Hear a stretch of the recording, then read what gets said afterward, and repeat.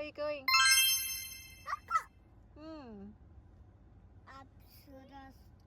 Welcome to Legoland และที่เก่าเวลาเดิมของพวกเราคือ Legoland มาเกือบทุกทิศถือว่าอาทิตย์ละเทื่อหรืออาทิตย์ละ2เทื่อเพราะว่าอย่างนั้นเพราะว่ามันใกล้บ้านนั่นเองมาฟิตเช็คแล้วเจน่าสิแอคท่าไปให้อย่างละลูก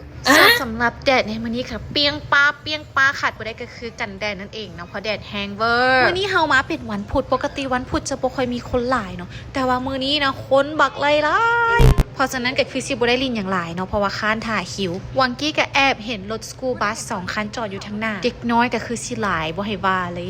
ส่วนฟิตเช็คมื้อนี้จับลูกแต่งตัวลูกก็พากันงงเอ๊ะมามีจะพาไปสู้ว่ะบ่แม่เนาะทันจับหยังก็ใส่ไปในลูกขอให้มันคือกันก็พอส่วนป้าก็บ่ได้น้อยหน้าเนาะเห็นลูกใส่เสื้อสีหยังเพิ่นก็แล่นไปใส่เสื้อสีเดียวกันกับลูกชายเพิ่นและมื้อนี้ที่แม่ตื่นเต้นที่สุดก็คือเจเดนจะขึ้นไปขี่ไว้ตัวคิริดรอปเป็นครั้งแรกในชีวิตของเท้าเลยเนาะซึ่งเครื่องลิ่นตัวนี้มันจะขึ้นไปเทิงสูงๆแล้วก็ตกลงมาแบบแพงๆเลยเป็นอย่างมามีจึงตื่นเต้นว่าเพราะว่าเจเดนเป็นคนที่ขี่ยานเนาะบ่ค่อยขึ้นขี่เครื่องลิ่นแต่มื้อนี้บ่ฮู้ว่ามีหยังดลบันดาลให้เพิ่นเนาะอยากลิ่นเครื่องลิ่นมาเบิ่งภาพบรรยากาศว่าเพิ่นจะเป็นจังได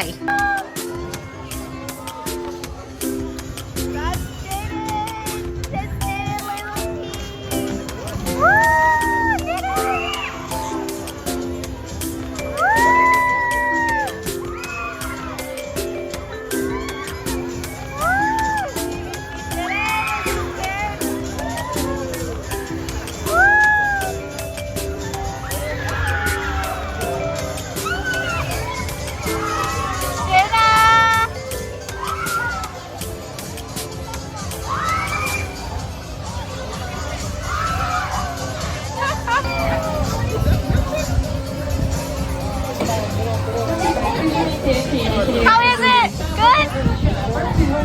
Feels like on my head. Okay. That was tall, Jenna. You're good?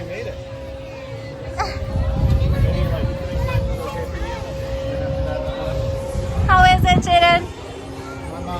One more. Hello guys, say hello.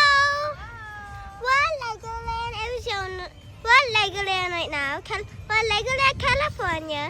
Hello, today we're Legoland California. Please say hi. We're a family of 5 and very happy. We have no mistakes in life. Thank you. By the way, I lied when I said we had no mistakes. แล้วนั่นก็คือภาพบรรยากาศของเจน่าที่อยากเป็นมือกล้องช็อตฟิลบ่ทุกคนเอาล่ะตัดภาพมาที่บรรยากาศของเครื่องลิ่นใหม่อยู่ Legoland California นั่นก็คือ Driver License School นั่นเองและระหว่างที่รอถ่าเจน่าเฮียนขับรถและเจเดนเฮียนขับรถเนาะไอเจสันก็จะลิ่นอยู่ทางหน้าแบบนี้นั่นเองและกันนี่ก็คือหนึ่งในข้อดีของ Legoland เนาะว่าเป็นอย่างนะจึงสมัครหลายปีไว้เลยสำหรับนาเนาะนามีลูกไว้1ปี3ปีปลายแล้วก็7ปีปลายเครื่องลิ่นอยู่ใน Legoland นี่สามารถลิ่นได้ตั้งแต่เจสันอายุปีปลายหาเจน่าเนาะมันมีเครื่องลิ่นสำหรับเด็กน้อยหลายเทียบกับดิสนีย์แลนด์ที่เนาะจะมีแต่เจน่าคนเดียวที่ได้ลิ่นและเจเดนเจสันก็ต้องได้ถ่ายอยู่ลมคือตัวนี้เป็นโตม้าใหม่เนาะเป็นเครื่องลิ่นเพิ่นจะแยกเป็น2โ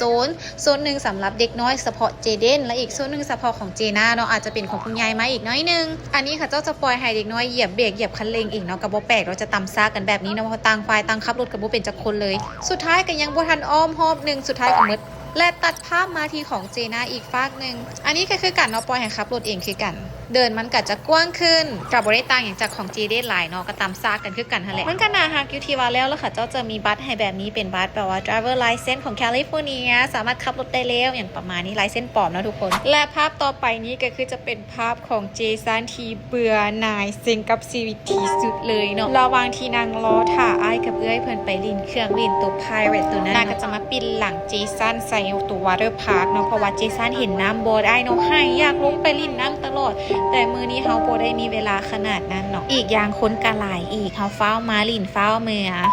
แล้วสภาพหลังจากที่ลูกชายล่ะมามีเห็นน้ำคือที่เห็นในภาพเลยแล้วก็ตัดภาพมาเห็นภาพบรรยากาศของพ่อกับอ้ายเอื้อยเพิ่นลินสนุกสนานเครียดยันเมื่อผู้ใหญ่เนาะบ่ปากบ่เว้าบ่ว่ามีแต่ให้อย่างเดียวกะแนวลูกยังน้อยเด้ให้ลูกใหญ่น้อยนึงลูกก็ลินได้คือเขาจริงมันก็มีหลายเครื่องลินเนาะที่เจสันสามารถเข้าไปนั่งลินนำได้เนาะแต่มันก็บ่ม่วนบ่มันคือเครื่องลินที่มัน มีความน่าตื่นเต้นเนาะจีน่าจีเด่นกับยักษ์ลินของผู้ใหญ่หลายก่อนโอ้สำหรับนาเวลานาไปเที่ยวเลยเดินทางขาดบ่ได้แล้วนะเพราะนาลูก3น่าจะมีล้อแบบนี้เนาะเอาไว้อย่างเอาไว้ลบแดดลบฝนแล้วคันเมื่อยเมื่อ3คนก็ขึ้นไปนั่งได้เมื่อ3คนและก่อนที่เขาจะไปลินพาเขาก็จะแวะซื้อแมคโดนัลด์ทุกเทื่อเลยเนาะเลยโอ้ยเลยเนาะไปละลินพันกันไปหมดละเป็นอย่างต้องแมคโดนัลด์เนาะเพราะว่ามันเก็บไว้ได้ก็บ่โดนดอกแต่ว่าระยะเวลาที่เขาไปเที่ยวอยู่ในหันเนาะมันจะเป็นสิ่งที่ให้เด็กน้อยมันได้มันช์ได้ย่ำใส่ตลอดและกับประหยัดเวลาเนาะส่วนอาหารอยู่ในหันนอกจากจะแพงแล้วก็ยังบ่ถึกปากอีกและเห็นคนเริ่มอารมณ์เสียนี่คืออารมณ์เสียเริ่มต่อต้านและที่เพิ่นบ่ได้ลีนน้ำหมูเห็นเป็นอย่างนะจึงว่าดื้อที่สุดแล้วเป็นผู้ล่านะนี่แหละเพิ่นเครียดว่าเพิ่นบ่ได้ลงไปลีนน้ำอ้ายกับเอื้อยนะจับโยนถิ่มลงมัดทุกคนเบิงเพิ่นเฮ็ดโอ้ยคนปีปลายหน้าบูดหน้าใครซุบหมอกซุบหมูจบข่าวบ่ไหวแล้วเริ่มออกกลับบ้านก่อนไปละบ๊ายบาย